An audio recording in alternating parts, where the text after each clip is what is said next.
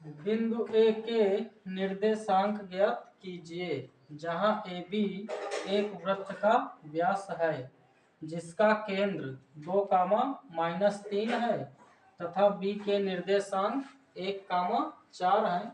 तो सबसे पहले जो है एक वृत्त बना लेंगे।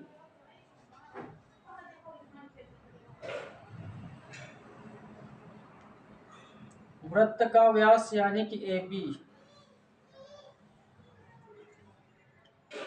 बी जो है वृत्त का व्यास है और इसका केंद्र जो है वो मान लेंगे। बिंदु ए के निर्देशांक ज्ञात कीजिए। बिंदु ए के हम कुछ निर्देशांक मान लेंगे x, y है।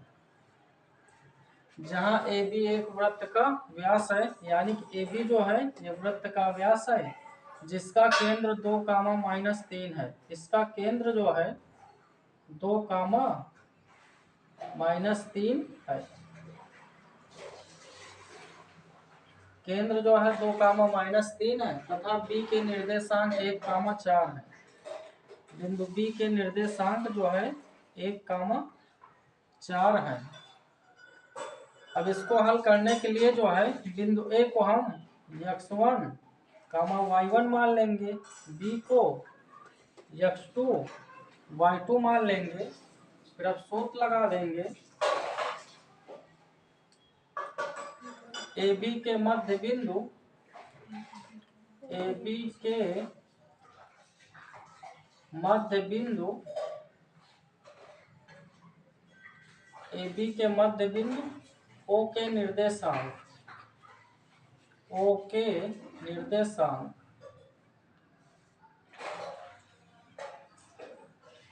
ए बी के मध्य बिंदु ओ के निर्देशांक। अब ओ के निर्देशांक जो है 2, -3 है बराबर मध्य बिंदु का हम फार्मूला लगा देंगे x1 + x2 बटा 2, y1 + y2 बटे 2।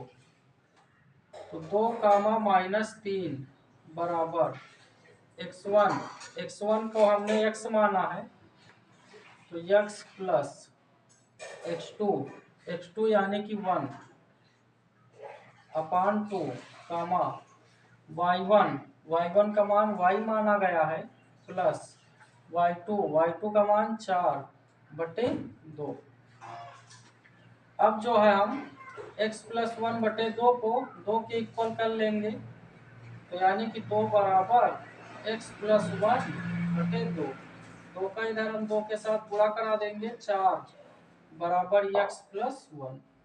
तो 4 एक इस पक्ष में आएगा माइनस का हो जाएगा तो 4 - 1 बराबर x। 4 से 1 घटा देंगे 3 यानी कि x बराबर 3 मिल जाएगा। फिर y + 4/2 बराबर -3 रखेंगे तो y + 4 बराबर 2 का -3 के साथ गुणा करा देंगे 6 मिल जाएगा। तो y बराबर -6, 4 इधर आएगा माइनस का हो जाएगा तो y बराबर -6 - 4 माइनस का 10 हो जाएगा। अतः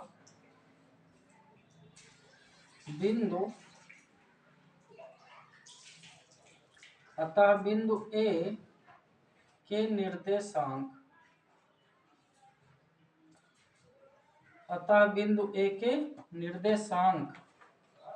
x, y बराबर, अब x का मान 3 आया है और y का मान -10 है। अतः बिंदु ए के निर्देशांक 3, -10 है।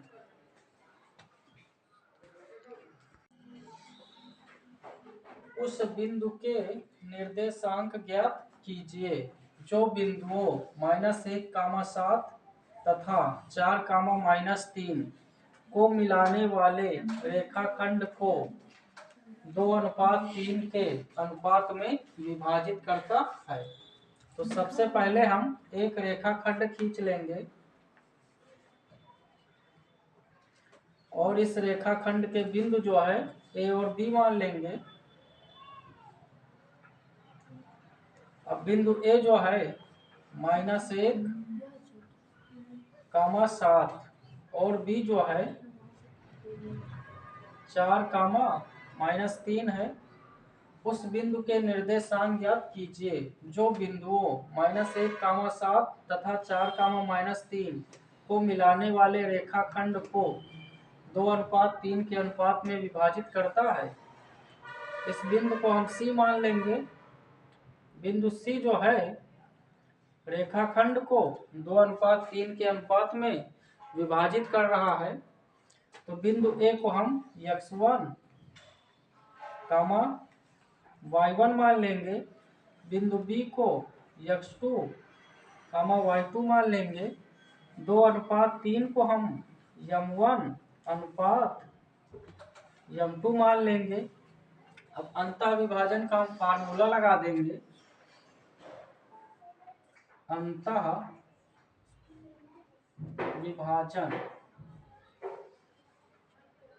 विभाजन से m1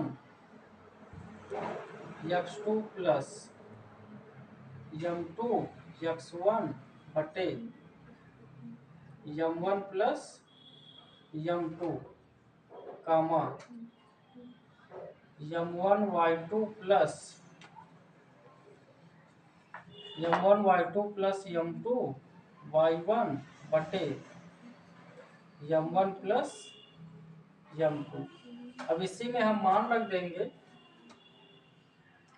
m1 का मान 2 इंटू x2 का मान 4 प्लस m2 का मान 3 इंटू x1 का मान -1 बटे m1 प्लस m2 2 प्लस 3 कामा m1 2 y2 -3 plus m2 3 y1 7 बटे m1 plus m2 2 plus 3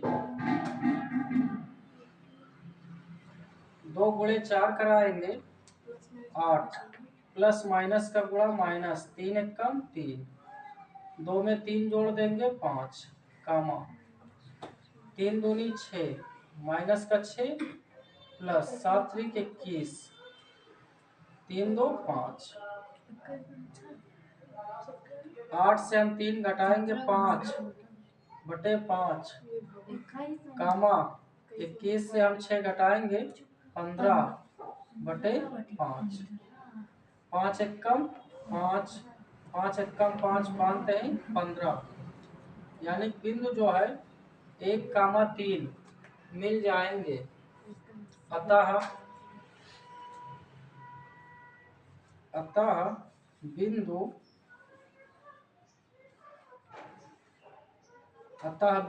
C के निर्देशांक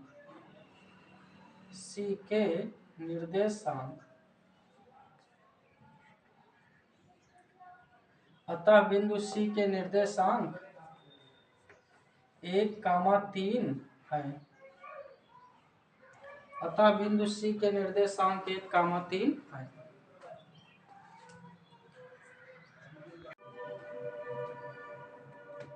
ताश की अच्छी तरह से फेंटी गई 52 पत्तों की एक गड्डी में से एक पत्ता या वृक्षया निकाला जाता है।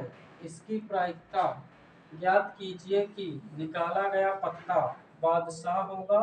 नंबर 2 बादशाह नहीं होगा। क्योंकि गड्डी में जो है बादशाह के 4 पत्ते होते हैं, तो इसकी हम प्रायिकता निकालेंगे। नंबर 1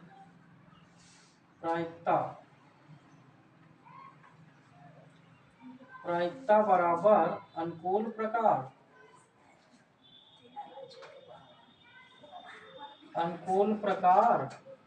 बटे कुल प्रकार। अनुकूल में हम रख देंगे बादशाह होगा। बादशाह निकालने की प्रायिकता हमें ज्ञात करना है, तो बादशाह की संख्या 4 होती है बटे कुल में 52 पत्ते। अब इसको हम काट देंगे 4 से, 4 एकम 4 और 13 चौके 52, यानी कि 1/13 जो है इस सवाल का आंसर मिल जाएगा। सेकंड जो है हमें निकालना है बादशाह नहीं होगा, क्योंकि पूरी गड्डी में जो है 4 बादशाह होते हैं, और जब 4 बादशाह हम निकाल देंगे तो शेष जो है 48 पत्ते बचेंगे। तो इसकी प्रायिकता हम निकाल लेंगे। प्रायिकता बराबर अनुकूल प्रकार, अनुकूल प्रकार बटे कुल प्रकार।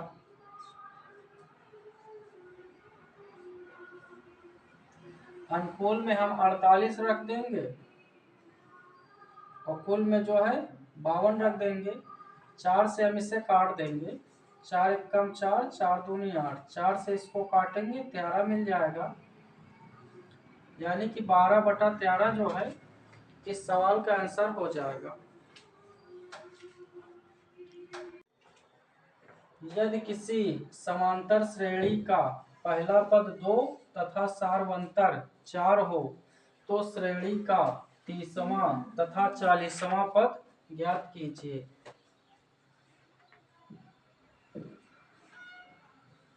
तो समांतर श्रेणी का पहला पद दिया हुआ है 2, यानी कि a बराबर 2, सार्वंतर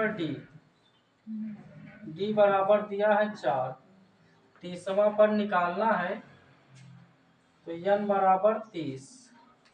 अब सूत्र हम लगा देंगे, nवां पद समांतर श्रेणी, समांतर श्रेणी का nवां पद,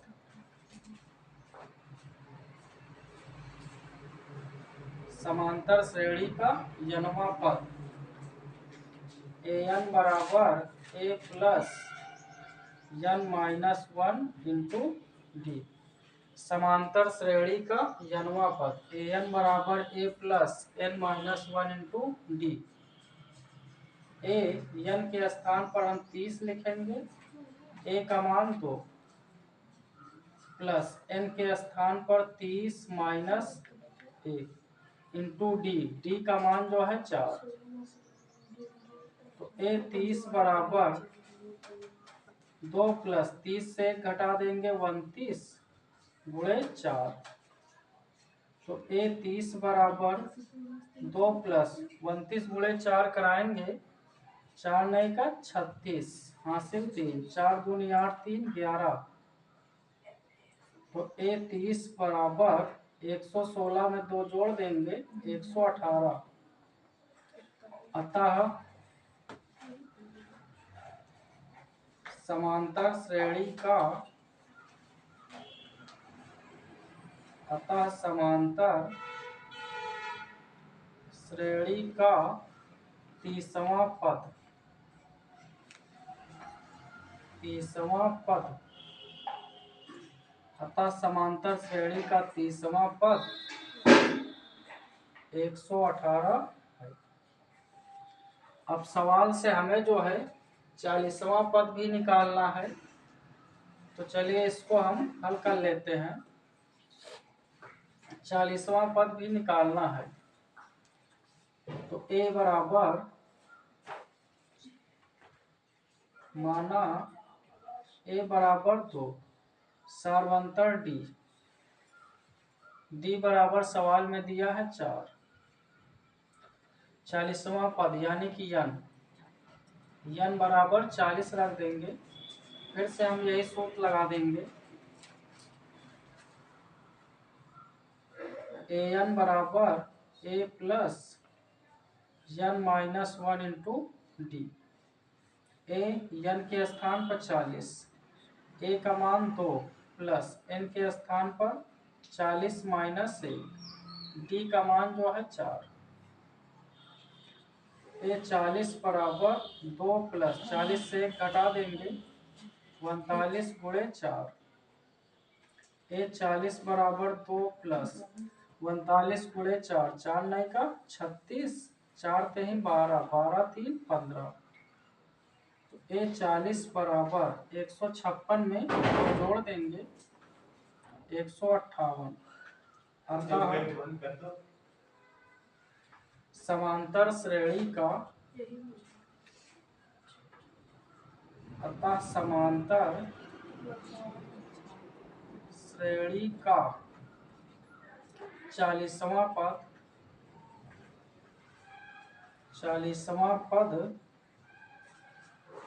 158 है। अतः समांतर श्रेणी का 40वां पद 158 है। एक मीनार के पाद बिंदु से एक भवन के शिखर का उन्नयन कोण 30 डिग्री है और भवन के पाद बिंदु से मीनार के शिखर का उन्नयन कोण 60 डिग्री है।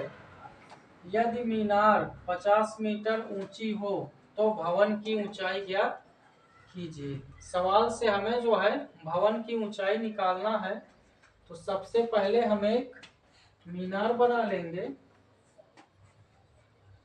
एक मीनार के पाद बिंदु से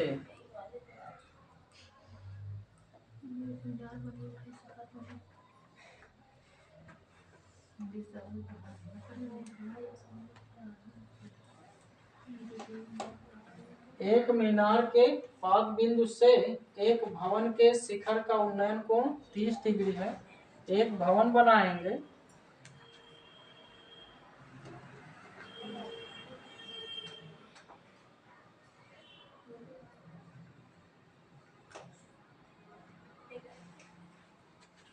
भवन के शिखर का उन्नयन कोण जो है 30 डिग्री है, यानी कि ये वाला कोण जो है 30 डिग्री का है। और भवन के पाद बिंदु से, यानी कि यहां से भवन के पाद बिंदु से मीनार के शिखर का उन्नयन कोण 60 डिग्री है।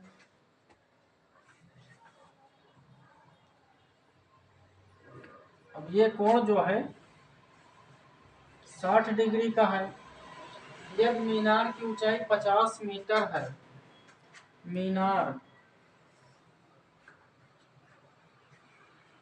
A B C D, यदि मीनार की ऊंचाई 50 मीटर है, यानी कि AB का मान जो है 50 मीटर दिया हुआ है।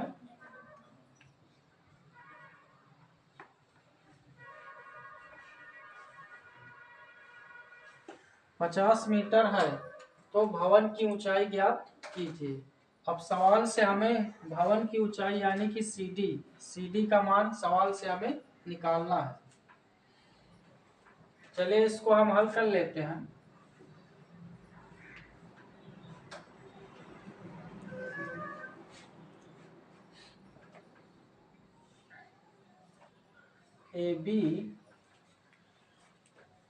AB बराबर 50 मीटर,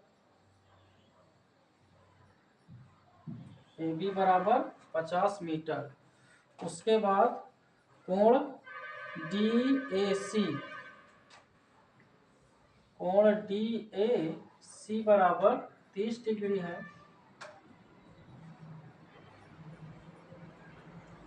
कोण DAC बराबर 30 डिग्री है। उसके बाद कोण BCA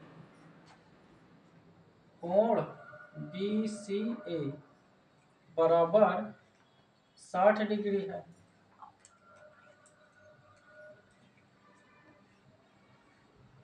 कोण BCA बराबर 60 डिग्री है।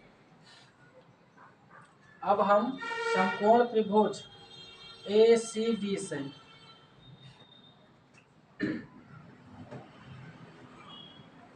माना समकोण त्रिभुज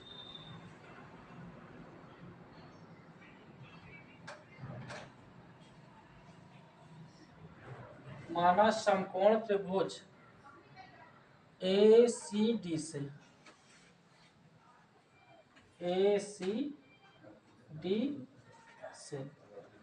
माना समकोण त्रिभुज ACD से। अब इसमें हम tan थीटा लगा देंगे। तो कोण के सामने की भुजा लंब होती है और 90 डिग्री के सामने की भुजा कर्ण होती है। तो tan, अब थीटा का मान जो है 30 डिग्री दिया हुआ है, तो tan 30 बराबर लंब बटे आधार। अब tan 30 का मान 1/√3 बराबर लंब जो है CD भुजा है, तो लंब के स्थान पर CD, आधार जो है AC है, तो आधार के स्थान पर AC। उसके बाद जो हम तिरछा गुणा करा देंगे, AC का 1 के साथ गुणा, AC बराबर √3 CD इतना मिल जाएगा। इसको हम समीकरण 1 मान लेंगे। उसके बाद जो है अब इस साइड वाला लेंगे, समकोण त्रिभुज BAC से माना समकोण त्रिभुज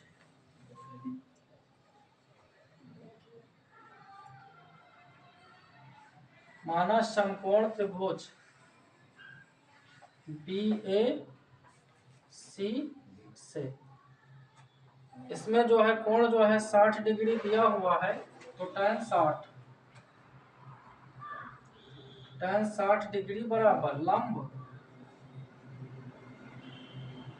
बटे आधार।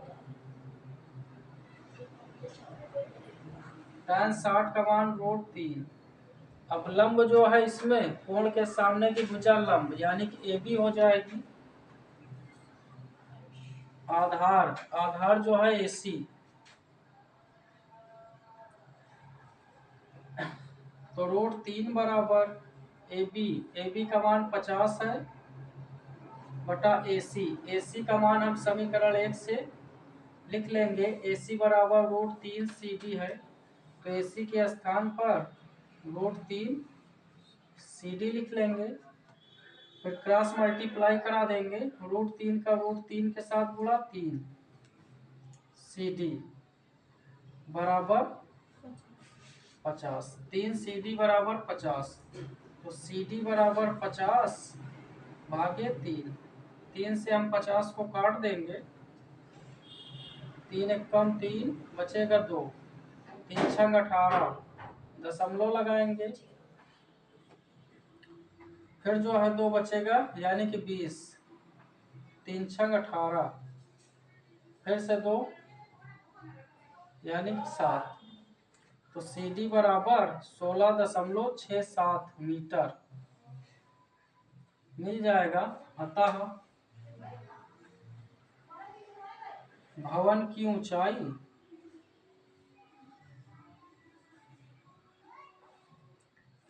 अतः भवन की ऊंचाई 16.67 मीटर है।